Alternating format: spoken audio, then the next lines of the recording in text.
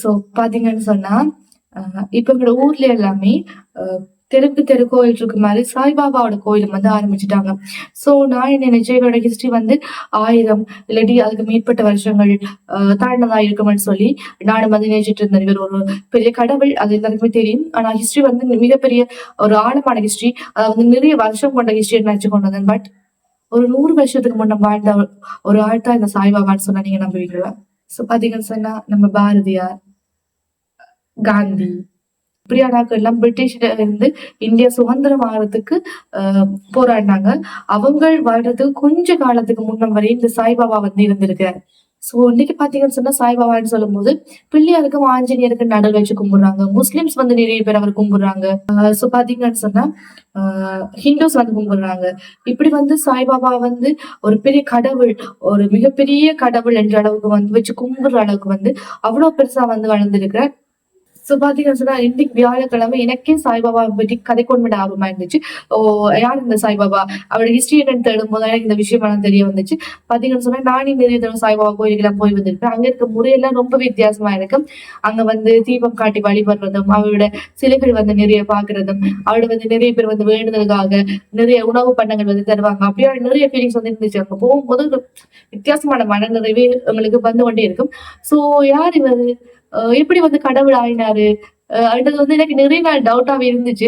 So அதை போய் நான் தேடணும், எனக்கு வந்து சொல்லணும்னு தோணுச்சு. சோ அதுக்காக தான் இந்த வீடியோ.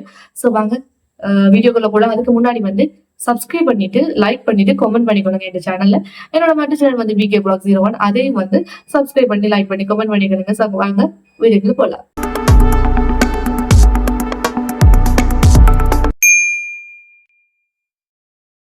பாத்தீங்கன்னு சொன்னா ஒரு வீட்டுல வந்து ஒரு ஆளாவது சாய்பாபா பக்தியா வந்து கண்டிப்பா இருப்பாங்க. கோயிலுக்கு போயிட்டு சாய்பாபா சாய்பாபான்னு சொல்லி வந்து கும்பிடுவாங்க. சோ யாரா இவரு, எப்படிதான் கடவுள் ஆனாருன்னு வந்து எனக்கு ரொம்ப நாளாவே டவுட் இருந்துச்சு. பாத்தீங்கன்னு சொன்னா அவரோட வந்து புகைப்படம் இருக்கு. அதாவது வந்து இப்ப கடவுள்களுக்கு எல்லாம் புகைப்படம் இல்ல. நாங்கெல்லாம் ஒரு ஓவியம் ஒரு இது வந்து கொடுத்திருக்கோம். நாங்களே வந்து அவங்களை வந்து ஒரு கற்பனையில வந்து வரைஞ்சிருக்கோம். பட் சாய்பாபா பார்த்தோம்னு சொன்னா, அதாவது வந்து இப்ப ஒரு 200 வருஷத்துக்கு முன்ன வாழ்ந்த எங்களோட மூதாதையர்களுக்கு வந்து புகைப்படம் இருந்திருக்காது. ஒரு வீடு வழியெல்லாம் பாத்தீங்கன்னு சொன்னா புகைப்படம் இருக்காது. ஆனா 100 வருஷத்துக்கு முன்ன வாழ்ந்த அவருக்கு வந்து புகைப்படம் இருக்கு.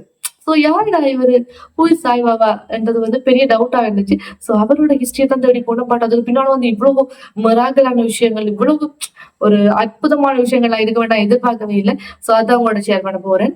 சோ பாத்தீங்கன்னு சொன்னா எனக்கு ஃபர்ஸ்ட் டைம் வந்து எப்படி சாய்பாபா வந்து அறிமுகப்படுத்தப்பட்டதுன்னு சொன்னா, நிறைய கடைகள்ல வந்து சாய்ராம் சாய்பாபான்னு சொல்லி நேம் போட்டு இருந்துச்சு. மற்றது வந்து குரூப்ல வந்து ஷேர் பண்ணுங்க, நல்லது நடக்கும், சாய்ராம் சாய்பாபான்னு சொல்லி போட்டாங்க. சோ இப்படி அதான் எங்களுக்கு வந்து தெரிய வந்துச்சு. பட் இப்ப பாத்தீங்கன்னா ஸ்ரீலங்கால நிறைய இடத்துல வந்து சாய்பாபா கோயில் வந்து ஆரம்பிச்சுட்டாங்க. நிறைய பேர் வந்து ஓனாவே வந்து வீட்டுக்கு பக்கத்துல நாங்க ஆரம்பிக்க ஸ்டார்ட் பண்ணிட்டாங்க. கோயில்ல போய் பாத்தீங்கன்னா வியாழக்கிழமையில வந்து அவ்வளவு சனம் வந்து விதமிச்சு போய் இருக்குன்னு சொல்லலாம். அவ்வளவு நம்பிக்கை, அவ்வளவு ஒரு இது வந்து அவர்ல ஏற்படுத்தி இருக்குன்னு சொன்னா, அவர் எங்க இருந்து வந்தாரு, யார் அவர் வந்து கண்டிப்பா எங்களுக்கு தெரிஞ்சே ஆகணும். அதான் இந்த வீடியோல வந்து நாங்க பார்க்க போறோம். சோ பாத்தீங்கன்னா சாய்பாபான்னு சொல்லும்போது வந்து நிறைய சாய்பாபான்னு சொல்றாங்க. அதுல வந்து ரொம்ப ஃபேமஸ் ஆனது பார்த்தா சீரடி சாய்பாபா. அவர் தான் வந்து ஒரிஜினலா சாய்பாபா என்ற பேரை வந்து பயங்கரமான ஒரு ஃபேமஸ் ஆகிற நபர்னு சொல்லி. சோ பாத்தீங்கன்னா சொன்னா இவரோட ஹிஸ்டரி தான் நாங்க இப்ப பார்க்க போறோம். சாய்பாபா வந்து பிறந்தது எப்போன்னு பாத்தீங்கன்னு சொன்னா தெரியாது. சாய்பாபாவோட உண்மையான பேர் என்னன்னு சொல்லி பாத்தீங்கன்னு சொன்னா தெரியாது. சாய்பாபாவோட அப்பா அம்மா யாரு தெரியாது. சாய்பாபா வளர்த்து யாருன்னு கேட்டீங்கன்னு சொன்னா அது வந்து என்ன, ஒண்ணுமே தெரியாதுன்னு சொல்றீங்களே, இது என்னடா வீடியோன்னு சொல்லி எனக்கு கேட்டுறாதீங்க. அதுதான் இருக்கிறதுலே ரொம்ப எக்ஸைட்டிங்கான பார்ட்டா வந்து இருக்குது. சோ பாத்தீங்கன்னா அவரை பற்றி நிறைய கதைகள் இருக்கு, அது வந்து சொல்ல போறோம். பட் எக்ஸாக்டா வந்து இது 100% வந்து உண்மையான தெரியாது. அவருடைய வாழ்க்கை வரலாறு வந்து 16 வயசுல இருந்து ஆரம்பிக்கும். அதாவது வந்து சீரடி சாய்பாபாவுடைய வாழ்க்கை வரலாறு வந்து 16 வயசுக்கு பிறகுதான் டாக்குமெண்ட் பண்ணப்பட்டிருக்கு. 16 வயசுல வந்து இவர் வந்து சீரடி என்று சொல்லப்படுகின்ற மகாராஷ்டிரா மாநிலத்தில இருந்து வந்திருக்கிறாரு. சோ பாத்தீங்கன்னா இவர் வந்து முஸ்லீம், அதாவது முஸ்லீம் குடும்பத்திலே இப்ப வளர்ந்த ஒரு ஆளை வந்து கணவர். சோ மகாராஷ்டிரால இருந்து இந்த சீரடி என்று சொல்லப்படுகிற ஒரு பர்டிகுலர் கிராமத்துக்கு வந்த ஒரு நபர். சோ அங்க இருக்கிற இஸ்லாமிய மசூதியில வாழ ஆரம்பிச்சு. சோ பாத்தீங்கன்னு சொன்னா துவாரகாமி, அந்த பேர் வந்து கிருஷ்ணா என்ற அர்த்தம்னு சொல்றாங்க. துவாரகாண்டாவே கிருஷ்ணா என்ற அர்த்தம். அவர் வாழ்ந்த அந்த இடிஞ்சு போன இப்ப இடிஞ்சு போயிருக்க அந்த மசூதிக்கு வந்து துவாரகான்னு ஒரு பேரை வந்து வச்சிருக்காங்க. அது வந்து அவர் இந்த காலகட்டத்திலேயே வைக்கப்பட்டதுன்னு கூறப்படுது. சாய்பாபா வந்து உள்ள வார வாக்களுக்கு வந்து திருநூறு கொடுக்குறேன், வந்து விபூதி வந்து கொடுக்குறேன், அதோட வந்து பூஜைகள் வந்து பண்றேன். பாத்தீங்கன்னா சொன்னா அந்த காலத்துல ஹிந்து முஸ்லீம் எல்லாம் பிரிஞ்சு போயிருந்தாங்க. சோ அந்த காலகட்டத்துல ரெண்டு மதத்தையும் வந்து இணைக்கிறதுக்கு ஒரு பாலமா வந்து இதை பயன்படுத்திருக்கிறார் மாதிரி வந்து சொல்லலாம். சோ சாய்பாபா வந்து எங்க பிறந்தார், எப்படி வளர்ந்தாருன்றது வந்து எங்களுக்கு யாருமே பெருசா அது தகவல் வந்து கிடைக்கல. என்னன்னு வந்து அதுக்கு பின்னாடி ஒரு ஸ்டோரி வந்து சொல்றாங்க. அதாவது வந்து என்ன சொல்றாங்கன்னா, அவர் வந்து பிறந்த உடனே அவருடைய அப்பா அம்மா வந்து அவர் வந்து ஒரு பொட்டலத்துல வந்து கட்டி விட்டுட்டு போயிட்டாங்க என்ற மாதிரியும், அது வந்து ஒரு முஸ்லீம் தம்பதியினர் வந்து அவர் எடுத்து வளர்க்குறாங்க, அவங்க பார்த்துட்டு அவர் எடுத்து வளர்க்க ஆரம்பிச்சாங்கன்ற மாதிரி வந்து ஒரு கதை வந்து சொல்லப்படுது. சோ அந்த எடுத்து வளர்த்த அப்பா அம்மா வந்து இறந்து போனதுக்கு அப்புறம் சாய்பாபா வந்து எல்லாத்தையும் விட்டுட்டு ஒரு ஆசிரமத்துக்கு வந்து ஆசிரமத்துல வந்து கொஞ்ச நாள் கழித்து அங்க இருக்க அந்த குருஜின்னு சொல்லலாம் தானே பெரியவர், அவர் வந்து என்ன சொல்றாரு, உனக்கு ஏதோ ஒரு சூப்பர் பவர் இருக்குது.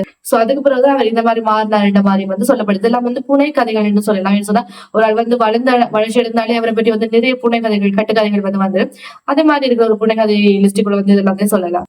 என்ன சொன்னா இதெல்லாம் டாக்குமெண்ட்ல காணப்படுற ஹிஸ்டரி இல்ல. எங்க டாக்குமெண்ட்ல இருக்க என்னன்னு சொன்னா 16 வயசுல மகராசியால இருந்து வந்து சாய்பாபா வந்து சீரடி என்ற இடத்துல வந்து வாழ ஆரம்பிக்கும். அந்த சீரடி என்ற கிராமம் பாத்தீங்கன்னு சொன்னா முழுக்கவே ஹிந்துஸ் மெஜாரிட்டியா கொண்ட ஒரு பர்டிகுலர் கிராமம். சோ இவர் வந்து பாத்தீங்கன்னு சொன்னா இவர் முஸ்லீம். ஏன்னு சொன்னா இவர் வளர்ந்தது எல்லாமே முஸ்லீம் அப்பா அம்மா. சோ பாத்தீங்கன்னு சொன்னா தோற்றத்துல தாடி எல்லாம் வச்சுக்கொண்டு 16 வயசு பையன், ஆனா வந்து முஸ்லீம் தோற்றத்தை கொண்ட ஒரு பையனா வந்து இருந்திருக்கு. சோ இவர் வந்து ஊருக்குள்ள வந்த பையனை செஞ்சிருக்கான்னு சொன்னா ரொம்ப நாளாவே ஒருத்தட்டுமே கதைக்கல. ஒரு வெகுமரத்து கீழே இருந்து சாமி கும்பிடு கொண்டே இருந்திருக்கு. அதை வந்து ரொம்ப நேரம் தியானம் பண்ணி கொண்டு வந்திருக்க இந்த மாதிரி வந்து சொல்லப்படுது. சோ இவர் வந்து இப்படி தியானம் பண்ணி கொண்டிருக்க நிறைய பேர் ஊர்ல இருக்க மக்கள் வந்து கேட்பாங்க, யார் பண்ணி ஏன் வந்து இங்க இருக்கிற என்ன செய்யறேன். அப்ப இவர் வந்து எதுவுமே கதைக்கல. அப்ப போ வந்து என்ன செய்யறாங்கன்னு சொன்னா இவர் வந்து ஒரு பைத்தியம் என்ற மாதிரி வந்து முத்தப்படுற அவர் வந்து கல்லாளி எல்லாம் முறையப்பட்டு அப்படி என்ன பல சம்பவங்கள் வந்து அவருக்கு வந்து நேர்ந்திருக்கு. அதாவது வந்து மராட்டியில வந்து இவருடைய பயோகிராபி எழுதப்பட்டது. அந்த பயோகிராபில வந்து இந்த கதைகள் வந்து காணப்படுது. சோ அவர் அதனால வந்து கொஞ்ச நாளை வந்து அங்க இருந்து காணாம போயிடுறாரு. அதாவது அந்த இடத்தை விட்டு விலகி போயிடுறாரு. அடுத்த 1-2 வருஷத்துல வந்து அவர் எங்க போயிருக்காரு யாருக்குமே தெரியாது. சோ இந்த காலகட்டத்தை வந்து பர்டிகுலரா வந்து சில புனைகதைகள் வந்து காணப்பட்டிருக்கு. சோ சில பேர் சொல்ற வந்து அவர் ஒரு வீவரா வந்து வேலை செஞ்சிருக்காரு. சில பேர் சொல்ற என்னன்னு சொன்னா ஜான்சி ராணி அவன் ராணி லட்சுமி பாய் அவன் படையில வந்து சோஜரா வந்து வேலைக்கு போயிருந்தார் அந்த ஒரு பர்டிகுலர் காலகட்டத்துல. இப்படிதான் ஜீசஸ் வந்து கொஞ்ச நாள் காணாம போட்டாங்க. அந்த காலகட்டத்துல வந்து அவருக்கு வர பர்டிகுலர் ஸ்டோரி இல்லாம நிறைய புனைகதைகள் சொல்லப்படுது. அதே மாதிரி வந்து சாய்பாபாவுக்கு வந்து இப்படியா நிறைய புனைகதைகள் வந்து சொல்லப்பட்டிருக்கு. இதுதான் உண்மையான இல்ல. ஆனா நிறைய பேர் வந்து நிறைய கதை சொல்லிருக்கேன். அந்த கொஞ்ச காலகட்டம் வந்து அவர் இல்லாதபடியா அந்த கதைகள் வந்து பரவி இருக்கு. அதுக்கப்புறம் 1-2 வருஷத்துக்கு பிறகு அகைன் வந்து சீரடிக்கு சாய்பாபா வந்து ரீஅப்பியர், அதாவது வந்து திரும்ப வராரு. நம்ம பாத்தீங்கன்னா சொன்னா கொஞ்ச நாள்ல வந்து மக்களுக்கு வந்து இவர்கிட்ட போய் பேசினா மனம் வந்து நிம்மதியா இருக்கு இந்த மாதிரி வந்து ஒரு தோட்டம் ஏற்படுது. சொன்னா முதல்ல ஆரம்பத்துல வந்து இவர் ஹிந்து முஸ்லீம் அந்த மாதிரி ஒரு தோட்டம் இருந்தது. ஆனா பிறகு வந்து மிகப்பெரிய பண்ணையார்கள் மிகப்பெரிய செல்வந்தர்கள் எல்லாருமே இவர்கிட்ட பேச ஆரம்பிச்சது பிறகு இவர்கிட்ட பேசினாவே மனசுக்கு ஒரு நிம்மதியா இருக்கு அந்த மாதிரி ஒரு தோட்டத்துக்கு வந்துட்டாங்க. சோ அவர்கள் எல்லாம் இணைஞ்சு ஒரு எடுத்துக்கொண்ட போட்டோகிராஃபி வந்து கிடைக்கப்பட்டிருக்கு. நீங்க வந்து சீரடி சாய்பாபாவோட ஒரிஜினல் போட்டோஸ் வந்து இந்த போட்டோஸ் எல்லாமே கூகுள் எல்லாம் அவைலபிளா தான் இருக்கு. சோ நிறைய பேர் வந்து நீங்க யார் எங்க இருந்து வாரீங்க, உங்களோட அப்பா அம்மா யாரு ரெண்டெல்லாம் கேள்வி வந்து டைரக்டா கேட்டிருக்காங்க. பட் இவர் என்ன சொல்லியிருக்கான்னு சொன்னா இப்ப இருக்கிறத வந்து நாங்க பாத்துக்கொள்ளலாம், அதெல்லாம் வந்து தேவையில்லாத விஷயம் இந்த மாதிரி வந்து அவருடைய பயோகிராஃபில வந்து சொல்லப்பட்டிருக்கு. இவர் எப்ப ஃபேமஸ் ஆயினாரு பாத்தீங்கன்னு சொன்னா இவரை சுத்தி இருக்க மக்கள் இவரால் வந்து நிறைய பல அதிசயங்கள் வந்து நிகழ்த்தப்படுது. ரெண்டு வந்து இந்த மக்கள் வந்து மக்கள் வந்து அந்த நம்பின காலகட்டத்துல இவர் வந்து ஃபேமஸ் ஆக ஆரம்பிக்கும். என்ன ஆச்சரியம் பாத்தீங்கன்னு சொன்னா சாய்பாபாவோட முதல் பக்தன் சொல்ற நபர் வந்து யாருன்னு பாத்தீங்கன்னு சொன்னா கோயில் இருக்கக்கூடிய ஒரு பூசாரி ஐயர்னு சொல்லலாம். அவர் தான் வந்து சீரடி பாபாவோட முதல் பக்தர் தன்னை வந்து அடையாளப்படுத்திக் கொள்றார். சோ இந்த மாதிரி காலகட்டத்துல அவர் வந்து நிறைய அதிசயங்கள் நிகழ்த்தி இருக்கேன்னு சொல்றாங்க. சோ பாத்தீங்கன்னா என்ன மாதிரியான அதிசயங்கள் நிகழ்த்தி இருக்கிறாருன்னா யாருமே அவர்கிட்ட போய் பேசினா அவர்களுக்கு வந்து மனசு வந்து நிம்மதியா இருக்கு. அதே மாதிரி வந்து இவர் வந்து ஒரு விஷயம் வந்து நடக்கும்னு சொன்னா அது 100% வந்து நடந்திருக்கு. இடத்துல வந்து சாப்பாடு செஞ்சு கொண்டிருக்கேன், கொதிச்சு கொண்டிருக்க தண்ணிக்குள்ள கையை விட்டு சாப்பாடு வந்து கிண்டி இருக்கு. பட் அவர் கைக்குமே எதுவுமே ஆக இல்லை. சோ இப்படியான விஷயங்கள் வந்து ஒரு வினாக்கா தான் அந்த மக்களால் வந்து பார்க்கப்பட்டுச்சு. பார்க்கத்தான் அவருக்குன்னு சொல்லி ஒரு செட் ஆஃப் ஃபாலோவர்ஸ் வந்து உருவாங்க வந்து ஆரம்பிக்கிறாங்க. சோ சீரடி சுத்திரிக்க மக்கள் என்ன சொல்றாங்கன்னா இப்படி ஒரு பாபா இருக்காருப்பா, அவர்கிட்ட பேசினா மனம் வந்து நிம்மதியா இருக்கு, சீரடியில வந்து இப்படி ஒரு பாபா இருக்காரு என்ன மாதிரி சொல்லித்தான் இவர் வந்து சுற்று வட்டாரத்துல எல்லாம் ஃபேமஸ் ஆகுது. இவருக்கு வந்து மிக எளிமையான ஒரு லைஃப் ஸ்டைலா இருந்திருக்கு. அதாவது வந்து இவர் சுத்தி இவ்வளவு டிவோட்டிஸ் வந்து இருந்தார், பக்தர்கள் வந்து இருந்தார். இவர் வந்து அங்க இருக்க மக்கள்கிட்ட வந்து தானமா கொடுக்குற அன்னத்தை தான் சாப்பிட்டு இருக்காங்க. வந்து சோறு வந்து அவங்க வந்து தானமா கொடுக்குறது தான் சாப்பிட்டு இருந்திருக்கு. அதோட வந்து பாத்தீங்கன்னு சொன்னா இப்ப இவருக்கு வந்து பணம் வந்து பக்தர்கள் வந்து கொடுத்த இவர் என்ன செய்யறாருன்னு சொன்னா இன்னொருத்தர் வந்து இல்ல எனக்கு அவசரமா பணம் தேவை, எனக்கு இப்ப பணம் தேவையா இருக்குன்னு சொல்லி அப்படி அதை கொடுத்துருவாரு. பாத்தீங்கன்னு சொன்னா நிறைய பக்தர்கள் உருவாகுறாங்க, நிறைய பேர் காசு வந்து கொடுக்குறாங்க. பட் இதெல்லாம் வச்சுக்கொண்டு பாத்தீங்கன்னு சொன்னா இப்ப இருக்க நிறைய சாமியார் மாதிரி ஒரு பெரிய ஒரு லெவலுக்கு வந்து வந்திருக்கலாம். ஆனா அவர் வந்து அதெல்லாம் ஏற்றுக்கொள்ளிட்டு அவர் வந்து தான் எப்படி இருக்கணும் அதே மாதிரியே வாழ்ந்திருக்கிறார். அவரோட லைஃப் ஸ்டைல் வந்து மிக எளிமையா தான் இருந்திருக்கு.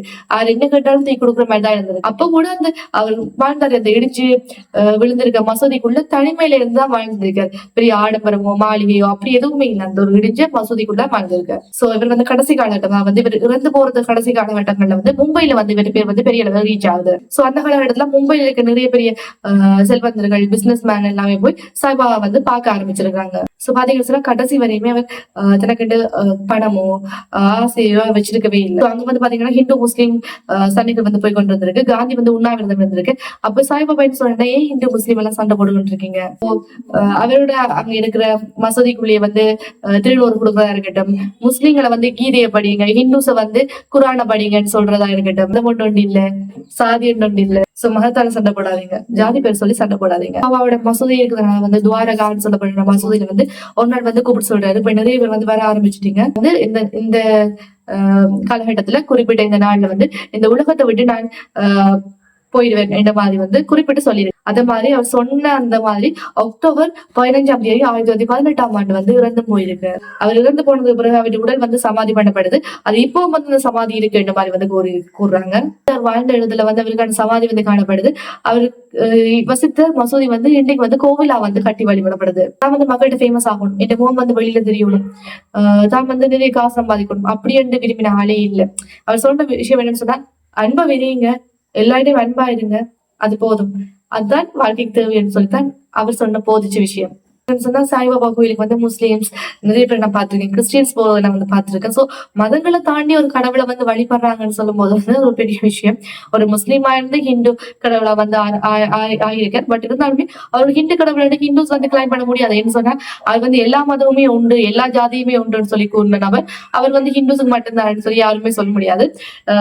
ஈவன் பாத்தீங்கன்னு சொன்னா அங்க இருக்க மசூதிக்கு மேல இருக்க கோவில்ல கூட நிறைய ஹிந்துஸ், நிறைய முஸ்லிம்ஸ், நிறைய கிறிஸ்டியன்ஸ் வந்து வழிபடுறதா வந்து நிறைய வீடியோஸ் வந்து வந்திருக்கு.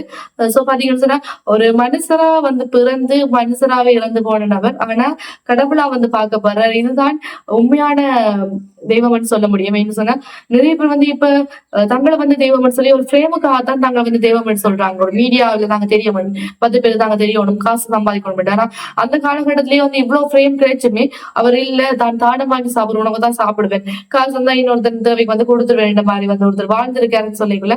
அதெல்லாம் பெரிய விஷயம். என்ன இப்படியானவர்களை வந்து கடவுள் கும்புறது வந்து உண்மையாவே நல்ல விஷயம். சொன்னா ஒரு ஏமாத்திரவிட்ட காசு கொண்டே கொடுத்து அவனை வந்து கடவுளா பாக்குறதுக்கும் இப்படியானவர்கள் சொல்றது வந்து கேட்டு அவர் கடவுளா மாத்திக்கிறது வந்து நிறைய வித்தியாசம் இருக்கு. சோ சீரடி சாய்பாபா வந்து இன்னைக்கு மக்களிடையே வந்து வாழ்ந்து கொண்டிருக்கேன். சோ இதெல்லாம் அவரோட ஹிஸ்டரி உங்களுக்கு வந்து பிடிச்சிருக்குன்னு நினைக்கிறேன். சோ இப்படியான வீடியோஸ் வந்து பார்க்கணும்னு சொன்னா பிகே நியூஸ் ரிப்போர்ட்டை வந்து மறக்காம சப்ஸ்கிரைப் பண்ணி லைக் பண்ணி கமெண்ட் பண்ணி கொடுங்க. அதே மாதிரி வந்து என்னோட இன்னொரு சேனல் இருக்கு பிகே vlog, அது வந்து நான் vlog வீடியோஸ் வந்து போட்டுக்கிட்டு இருக்கேன். அதுக்கு வந்து உங்களோட ஆதரவு தாங்க. சோ இப்படி இன்னொரு காணொலியில வந்து உங்களை சந்திக்கும் வரையில் உங்களிடம் விடைபெறும் நான் உங்கள் பானு.